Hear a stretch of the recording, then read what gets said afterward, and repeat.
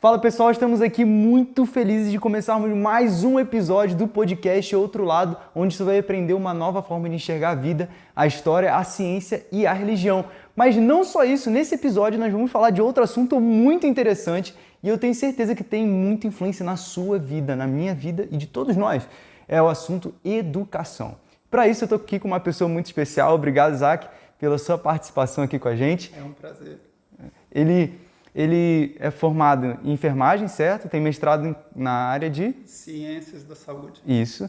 Trabalhou durante 8 anos no IOD, certo? Que é um centro de vida saudável, mas também é uma escola missionária na Geórgia, Estados Unidos. E lá que ele começou a sua experiência na área da educação, de uma maneira mais aprofundada. E então, há 10 anos atrás, ele veio para o Brasil e fundou a própria escola, que é a Escola Missionária da Serra do Cipó, o Centro de Vida Saudável da Serra do Cipó e agora mais um projeto que você vai ficar sabendo no meio desse vídeo. Então, não desconecte da gente, tá bom? Então, para começar, eu queria ler um texto com vocês que está em João, capítulo 17, verso 3. João 17, verso 3. Que diz o seguinte: e a vida eterna é esta, que te conheçam a ti, o único Deus verdadeiro, e a Jesus Cristo, a quem enviaste. Então, o conhecimento de Deus, o conhecimento do plano da redenção, isso é a vida eterna. E nós já falamos sobre isso também nos episódios anteriores, na série do Santuário. Inclusive, se você não assistiu, vai ter um card aqui em cima. Clica e assiste toda a nossa série, tá bom? É muito boa. Enfim, mas o interessante disso é que em João 14, verso 26, o próprio Jesus diz o seguinte: mas o Consolador, o Espírito Santo, a quem o Pai enviará em meu nome, esse vos ensinará todas as coisas e vos fará lembrar de tudo o que vos tenho dito. Então, para que a gente obtenha esse conhecimento, nós precisamos ser ensinados. E aqui o texto diz que Jesus diz que o Espírito Santo nos ensina. Mas não é só o Espírito Santo que a Bíblia diz que nos ensina diretamente. Será? Em Atos capítulo 8, conta a história de um homem que ele queria conhecer a salvação. Ele queria conhecer sobre Cristo, ele queria entender a palavra de Deus. E ele encontra então com Filipe. Deus envia Filipe para pregar esse homem. Então ele pergunta o seguinte no verso 31 do capítulo 8. Ele respondeu: como poderei entender se alguém não me ensinar? Como poderei entender se alguém não me explicar? E convidou Filipe a subir e a sentar-se junto a ele. Ou seja, o Espírito Santo usou Filipe para ensinar, educar o etíope, que queria conhecer a salvação. Agora a pergunta que fica é a seguinte: será que existe uma relação entre educação e redenção? O que o senhor pensa disso, Isaac? Eu acredito que o primeiro texto que você leu já deixa bem claro, que aqui fala que e a vida eterna é esta, que conheçam a ti só, o único Deus verdadeiro, e a Jesus Cristo a quem enviaste. Então a gente vê que a vida eterna é conhecer a Deus e a Jesus Cristo. Aí vem uma pergunta: Adão, quando foi criado, ele já conhecia completamente a Deus e a Jesus Cristo? Ele foi criado perfeito, ele precisava conhecer mais alguma coisa? O que você acha? Com certeza, né? Porque ele foi criado, ele tinha acabado, ele era perfeito. Né? Olha, se a gente for lá em Gênesis, vamos ler em Gênesis 1, 26, fala o seguinte: então disse Deus, façamos o homem à nossa imagem, conforme a nossa semelhança. Domine ele sobre os peixes do mar, sobre as aves do céu, sobre os animais grandes de toda a terra, e sobre todos os pequenos animais que se movem rente ao chão. Então aqui, Deus criou o homem à sua imagem. Porém, o homem, quando ele abriu os olhos e ele já tinha o conhecimento de Deus? Não, ele não tinha todo o conhecimento de Deus. E é por isso que a Bíblia mesmo fala que Deus vinha todo dia no jardim se encontrar com Adão. Então, quando Deus vinha se encontrar, se deixar conhecer a Adão, Deus estava se educando Adão. Né? Mas como Adão precisava ser educado se ele foi criado perfeito? E digo mais, Adão ainda, se a gente lê em Gênesis 2, versículo... Lê pra gente, Gênesis 2, versículo 17. Mas da árvore do conhecimento do bem e do mal não comerás, porque no dia em que dela comeres, certamente morrerás. Então, o homem acabou de ser criado perfeito das mãos de Deus. Só que Deus colocou uma restrição e pediu para ele fazer uma escolha. Então, a gente vê aqui que, por mais que ele era perfeito, a questão de escolha, ele tinha que escolher confiar em Deus ou não confiar, não ou confiar. desobedecer. Certo? Então a gente vê que Deus não está brincando de nos dar liberdade. Ele dá uma liberdade real. E a liberdade ela é tão real que a gente pode escolher um caminho que nos leve à nossa destruição. Porque se a gente negar a verdade, a destruição é o caminho. Vai ser o fim dessa jornada. Então, a educação, ela tem a ver com o conhecimento de Deus. Nossa, e isso nos ensina a fazer escolhas corretas, tomar decisões corretas. E é interessante isso, porque em Gênesis fala que Deus, ele cria, né? Ele cria as árvores, ele cria os animais, mas ele também dá uma liberdade a Adão também de exercer a sua criatividade e entender. Ele ensina a Adão esse processo. Quando ele, por exemplo, coloca sobre Adão a responsabilidade de colocar nomes aos animais. Então ele está educando Adão também ali. Então, a cumprir responsabilidade, a cumprir a sua função. Então, Deus ele tem um domínio de tudo, mas colocou Adão sobre o domínio desse planeta. E Deus vai ensinando como fazer isso. Ele ensina não só por palavra, ele ensina por exemplo. Tanto que a Bíblia fala que Deus plantou o Jardim do Éden. Então, ele plantou, ele trabalhou. E aí, ele pegou esse jardim e deu para Adão trabalhar. Porque a verdadeira educação, ela é, como a gente lê em Lucas 2, lê para a gente Lucas 2:52.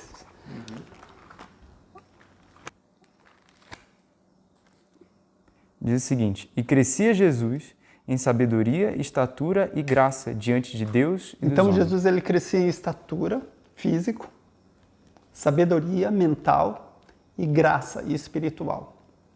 Então, a gente vê que esse é o desenvolvimento.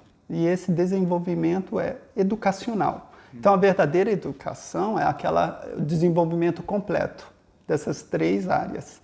Então, lá no Jardim do Éden, Deus, que educação a gente já viu que é comunhão. Então, um primeiro conceito que a gente teve aqui é de que educação é comunhão com Deus, porque conheça-te, a vida eterna é essa, conheça-te o Deus verdadeiro. Então, e esse conhecer a Deus, lá no Éden, a gente viu que Adão, mesmo sendo criado perfeito, ele ainda precisava conhecer a Deus e confiar no que ele conhecesse, na própria palavra de Deus. Né? O que não deu certo, mas de qualquer maneira, Deus deu essa oportunidade dele ser conhecido por Adão. E aí, agora a gente está partindo para um outro lado, que a verdadeira educação, ela abrange as três linhas, físico, mental e espiritual. Né? E aí a gente viu que Jesus crescia nessas três áreas e Adão também foi proporcionado a ele crescer nessas três áreas. Sim. Tanto que o jardim foi dado para ele lavrar. E quando ele lavrava o jardim, ele fazia trabalho físico. Sim. Então ali ele tinha trabalho físico, ele tinha o contato diário com Deus, que promovia o crescimento espiritual. Né? E Adão, com certeza, os cientistas falam que o nosso cérebro, a gente usa em torno, no máximo, 7% do nosso cérebro. Né? Então, Adão, ele tinha a capacidade mental dele era muito maior de compreender a natureza toda. Tanto que ele tinha um trabalho cognitivo também. Ele tinha que dar nome a todos os animais, tudo na terra. Então ele trabalhava as 3 áreas, certo? Nossa, perfeito. E isso é fantástico, porque, como eu falei para vocês, a gente tinha um projeto novo aqui na Serra, certo?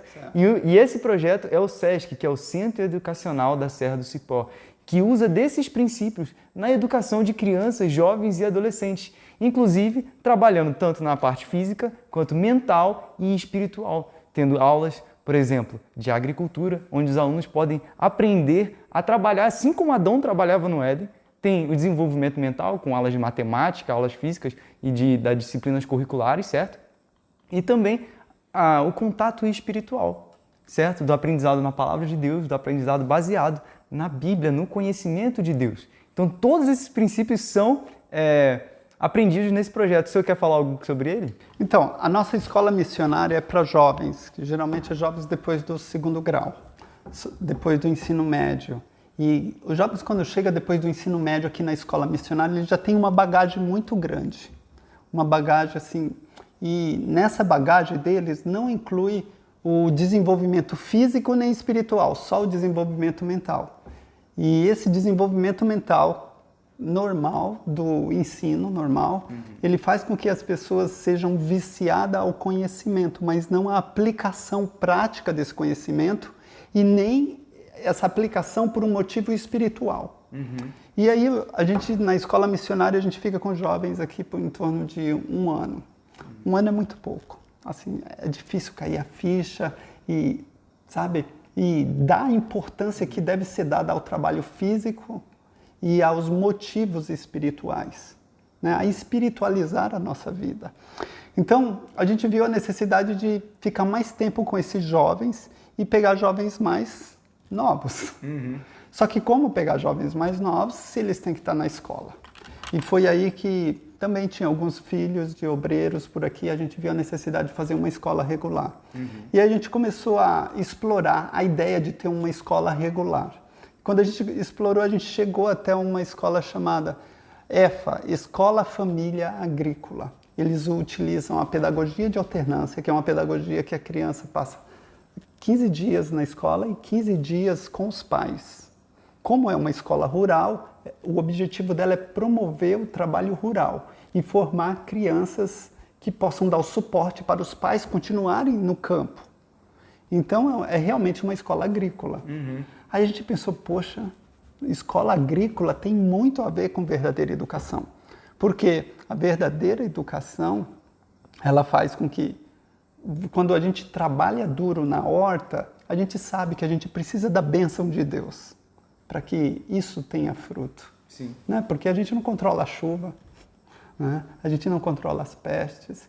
E assim, tem muitas... Por mais que nós colocamos todo o nosso esforço mental para saber os nutrientes do solo, repor o que precisa, ainda assim não é suficiente. A gente precisa da graça de Deus. Então, na agricultura, trabalha físico, trabalha mental e trabalha espiritual. Então, a agricultura é uma área que ajuda a desenvolver isso. Quando a gente viu que existia essa escola agrícola, com essas, a gente falou, não, a gente precisa realmente desenvolver essa escola. E aí agora a gente está abrindo agora. Segunda-feira agora vamos abrir o SESC. Nossa, né? fantástico. E aí a gente vai começar com as séries de 6º a 9º ano. Para o ano que vem a gente tem o projeto de começar um ensino médio técnico agrícola. Uau. Aí a gente vai ter a oportunidade... Então, a formação profissional completa. Completa. Nossa, fantástico. A gente vai ter a oportunidade de ficar com esses jovens 7 anos da vida deles. Nesses 7 anos... Vou contar só um pouquinho de detalhe. Eles vão chegar na escola, a primeira coisa que eles vão fazer, sabe o que é? Ir para o jardim. Lá no jardim, eles vão ver a misericórdia de Deus, fazendo os frutos crescerem. Né? Eles vão trabalhar fisicamente. Isso vai domar um pouco o espírito. Eles vão entrar em contato com a luz solar. Sabia que o nosso corpo, ele reage à luz solar? Sabe como ele reage à luz solar? Liberando serotonina, que é o hormônio do bem-estar. Então, assim, se você estiver se sentindo triste, saia para o sol. Simplesmente a exposição ao sol vai te fazer. Então, eles vão ficar com o espírito. Quimicamente, o corpo vai estar mais dócil. dócil. E isso é fantástico. Rapidinho, com licença. Isso que o senhor falou é fantástico. Ali na horta, eles vão ter reações químicas no corpo, e isso é um dos objetivos do aprendizado que trabalha nas 3 áreas. Enquanto está na horta, a gente já aprende sobre o hormônio da felicidade. Enquanto está na horta, a gente já aprende sobre a luz solar e a vitamina D, sobre o ar puro, sobre a fisiologia das plantas. É um ensino prático, é um ensino onde a gente realmente consegue enxergar a realidade. Porque, inclusive, tem dados que mostram que alunos que saem da faculdade, dos alunos, nem a metade deles trabalham na área que se formaram. Ou seja, eles se formaram numa área onde eles não têm conhecimento prático e eles não conseguem ingressar no mercado de trabalho, porque o mercado exige experiência, exige utilidade prática, que não é aprendida na faculdade. Inclusive, existe mais de 240 escolas, famílias agrícolas, que formam técnico em agricultura e agropecuária. Dessas escolas, quando as empresas elas querem contratar alguém e ela vê no currículo que foi formado nessas escolas, elas elas dão prioridade para esses profissionais, porque eles sabem que são pessoas que foram treinadas na prática. Né? Então, aí os alunos aqui no SESC, eles vão ficar esse tempo na prática, na horta, 1 hora, depois eles entram para dentro. E aí eles vão ter aula de ensino religioso. Mas na aula de ensino religioso, você sabe, quando você faz a leitura da Bíblia, você está fazendo português, você está desenvolvendo a habilidade de português. E muitas das aulas de português vai ser contada ali, na leitura da Bíblia. Sim. Interpretação de texto nos estudos bíblicos, ler os versículos e responder as perguntas. Sim. Interpretação de texto. E aí vai ter também música. Durante o culto, se tem música. Né? E a prática da música é a arte. Eles vão ter aulas sobre música, aulas sobre instrumentos, tudo sobre isso? Instrumentos. Oh, fantástico. Aula de instrumentos já se tem também matemática. E durante o culto também, os assuntos que são abordados são assuntos que trazem o quê? História.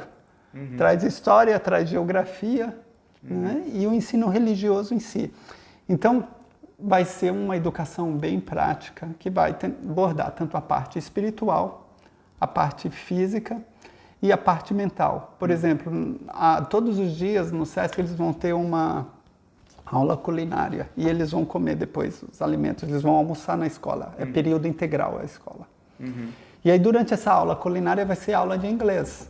O professor de inglês que vai dar aula culinária falando inglês com eles. Então eles vão... Nossa, é um aprendizado completo. Completo. Né? Então aí dessa maneira, mas tudo isso com um propósito. Sabe qual é o propósito? Espiritual. E o propósito espiritual, ele é um propósito que transcende o nosso benefício próprio. Na realidade, o objetivo espiritual é que o nosso objetivo próprio, com tudo que fizermos, ele seja deixado de lado e que a gente se sacrifique pelos outros. Sim. Que é o verdadeiro serviço, que é o serviço abnegado. Sim. Né? Então, só que isso a gente só vai encontrar com a comunhão com Deus. Nossa, isso é fantástico. Pode falar. Porque quando a gente olha para Deus, a gente vê que Deus, ele o quê? Se sacrifica pelas suas criaturas que não ouviram os seus conselhos. Ele vem aqui, ele se torna um de nós, ele se sacrifica por nós. Então, se a gente tiver esse contato diário com Deus, essa comunhão com Deus, não tem como a gente não nos tornar a sua semelhança. Sim. E aí a gente vai fazer tudo isso certo, de procurar uma educação equilibrada, que desenvolva a nossa mente, o nosso físico e o nosso espírito, mas não simplesmente para a gente ser salvo. Na realidade, a gente não vai se importar com a nossa salvação e a gente vai se entregar pela salvação dos outros. Nossa, isso é fantástico. Porque a gente estudou, a gente fez uma série aqui falando disso, sobre o sacrifício de Cristo, sobre os santuários, sobre o altar de sacrifício. E a gente viu que a essência de tudo isso, a essência de tudo que está na Bíblia é o sacrifício de Cristo. E Ele foi o nosso perfeito exemplo. E como nosso exemplo, Ele se educou da forma como nós devemos nos educar. Então isso é fantástico. Inclusive, para trazer algo interessante que a Bíblia mostra sobre os resultados desse sistema de educação, José foi criado no ambiente agrícola, numa escola rural, familiar. E isso é um ponto que a gente já vai entrar. Mas José ele foi criado naquele ambiente, Davi foi criado como pastor de ovelhas, Moisés foi 40 anos no campo.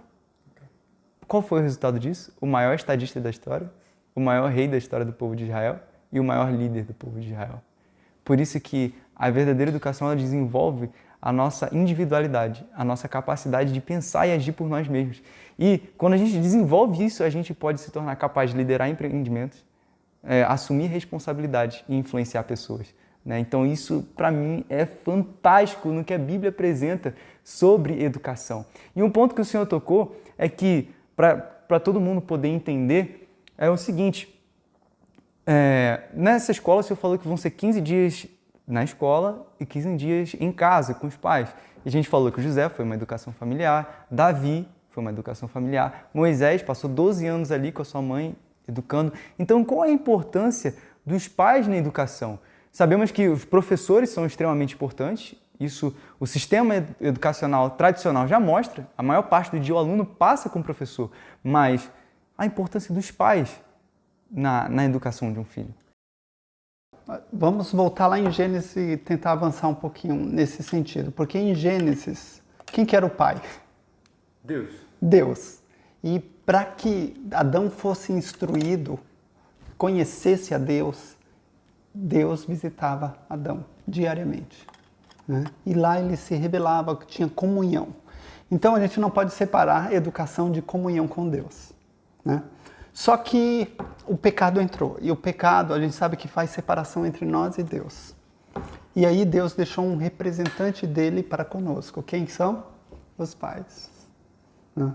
E ali, agora, o segundo plano de educação para que a gente conhecesse a Deus seria os nossos pais. Mas muitas vezes os pais fracassam. E aí, qual que seria os representantes? Os professores, a escola. Aí, às vezes, a escola fracassa. Aí quais são os representantes para que ajudar a gente a ter essa comunhão com Deus? Os líderes da igreja. Né? Então Deus está de todas as maneiras que Ele pode tentando se revelar para nós. Tentando nos educar. Tentando nos educar. Né? Então, olha, ali, quando Adão, ele não dominou uma coisa, a vontade dele, a decisão dele, a escolha dele não estava do lado de Deus. E tudo isso ocorreu. Né? A mesma coisa ocorre diariamente na nossa vida. Sim. Quando a nossa decisão, a nossa escolha não está do lado de Deus. E como a gente faz um diagnóstico disso? É muito simples. Né? Quando a gente vê a gente fazendo aquilo que não deveríamos fazer. Né? A gente sabe que o que nos falta não é conhecimento, é poder para executar o que a gente sabe que é certo. Nossa, essa frase aí é fantástica. Então, porque realmente domínio próprio é o que nos falta. E o pecado fez isso. Por quê? Porque o pecado ele nos escraviza. Ele nos escraviza a quem? Ao eu. Então, o pecado é o nosso inimigo, o eu. E tem mais um outro inimigo bíblico. Quem é? Satanás. Então, esses são os nossos 3 inimigos. Pecado, o eu e Satanás. Mas qual que é a nossa grande batalha? Não é contra o pecado, porque a gente não pode vencer o pecado. O pecado foi vencido aonde? Na cruz. Na cruz. É Cristo que vence o pecado. A nossa luta não é contra Satanás. Né? Porque a gente não consegue vencer Satanás. Satanás foi vencido aonde? Na cruz. Na cruz. A nossa luta é contra quem? É contra o eu. Então, a vitória sobre o eu é o resultado da educação. Nossa.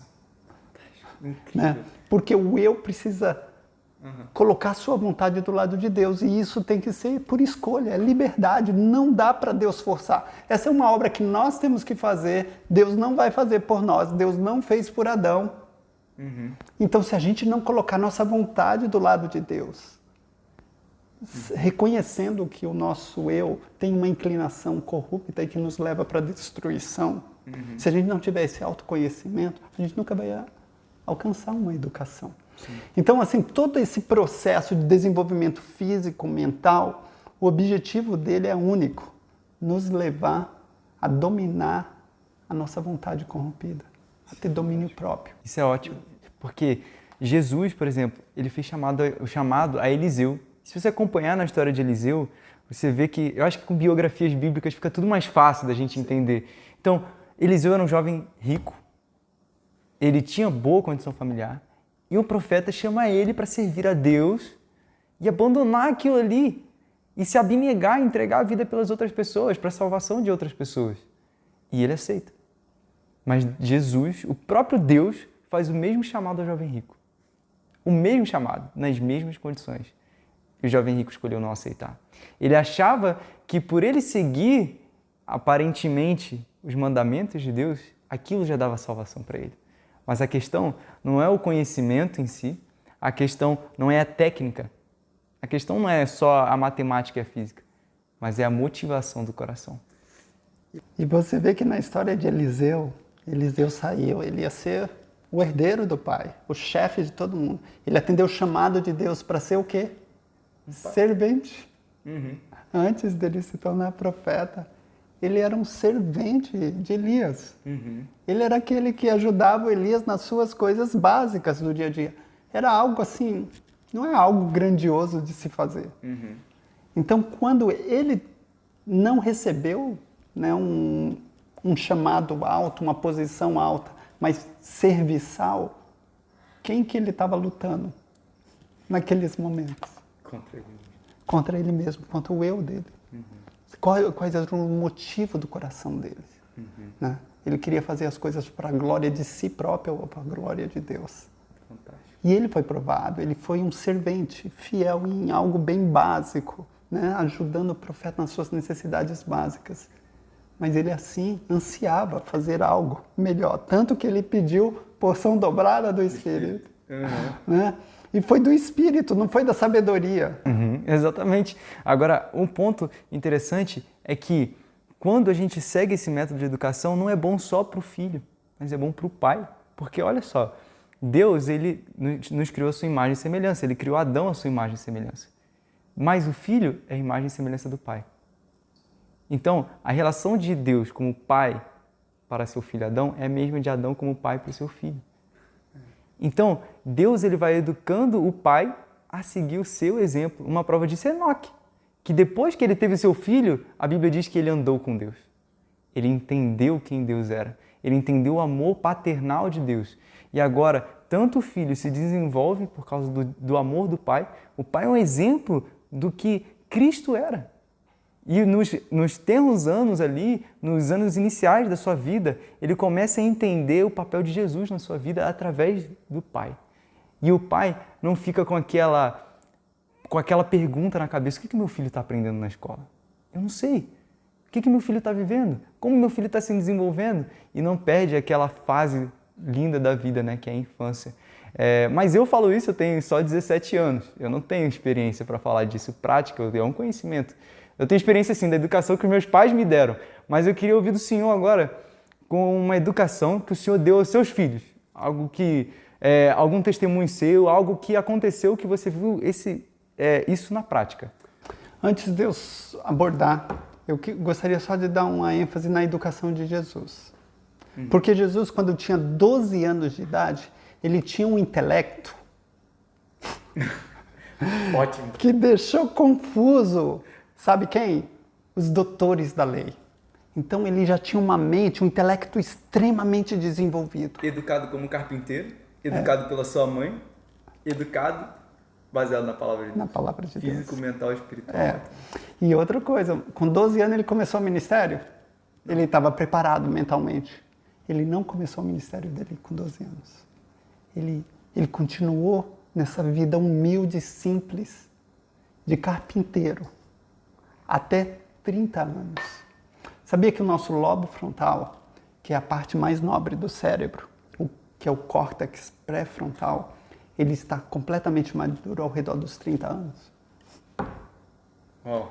Então, fisicamente, o nosso corpo, fisiologicamente, ele só está completamente desenvolvido em torno de 30 anos. Nossa. Então, Jesus não foi presunçoso de começar a batalha contra o Satanás, o ministério dele, antes de que ele estivesse fisicamente completamente desenvolvido.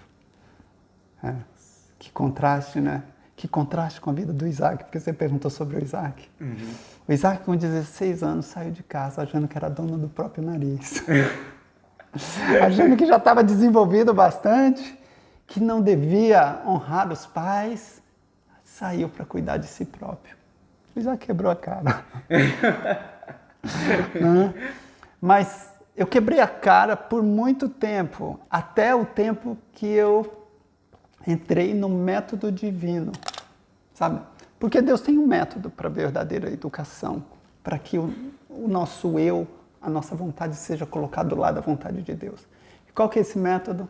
É o método que a gente está falando aqui, a verdadeira educação, que inclui o trabalho físico, não pode ser, o ensino mental e uma vida, né, de devoção, de comunhão com Ele. Esse é o outro lado da educação que a maioria de nós não conhece no sistema tradicional, né? E eu consegui isso depois de 34 anos, num centro de vida saudável, numa escola missionária. Que eu cheguei lá, eu fiquei tendo um trabalho serviçal, né? Para quem estava formado aqui no Brasil, ficar lá num trabalho de assistente de fisioterapia, né? Então era um trabalho bem... Isso exigiu que o meu eu fosse humilhado, para que Jesus fosse exaltado na minha vida. Entendeu? Então eu fiquei nesse trabalho braçal e tendo comunhão com Deus e com muito estudo da palavra, com a mente desenvolvida. Então essas três coisas me ajudou a vencer muitos vícios e maus hábitos que eu tinha por toda a vida, tentava vencer e não conseguia. Né? Então Deus realmente tem um plano, e o plano dele é uma mensagem de saúde, que deixa a nossa mente mais clara para entender a sua palavra e abrir mão da nossa vontade corrompida. Tem um acrônimo em inglês que eu acho muito interessante. A palavra fé em inglês é faith. E se você pegar ali, tem um acrônimo que é assim, ó, forsaken, ou seja, abandonando, all, tudo, I, ou seja, F-A-I, né? Forsaking all, I, receive, não, I take, perdão, I take him, ou seja, abandonando tudo, eu recebo a ele. Então, o acrônimo da palavra fé já mostra o princípio da abnegação, o princípio de aprender mais de Deus, de buscar sempre a Deus em primeiro lugar e não a si mesmo. Né? Então, eu acredito que uma das coisas que a gente precisa dar ênfase no mundo de hoje é sobre o desenvolvimento físico. Né? Porque o desenvolvimento mental se é falado, se é pregado muito sobre a parte espiritual, né? A igreja prega a parte espiritual. Porém, o desenvolvimento físico, né, ele é realmente negligenciado. E aí é onde muitos se percam. Eu tenho até uma teoria. A minha teoria é o seguinte: hoje em dia, a gente que lida bastante com jovens, a gente vê que os jovens chegam aqui e realmente as meninas têm um espírito maior de liderança do que os meninos. É impressionante. Elas têm mais bom senso e são mais líderes do que os meninos. Aí eu acredito que isso se deva, sabe ao quê? Porque os meninos não são criados fazendo nada prático. E as mulheres, as meninas, elas não têm como se esquivar de lavar louça, de cozinhar, de limpar a casa. E fazendo esses trabalhos manuais, físico, as meninas desenvolvem mais bom senso que os meninos.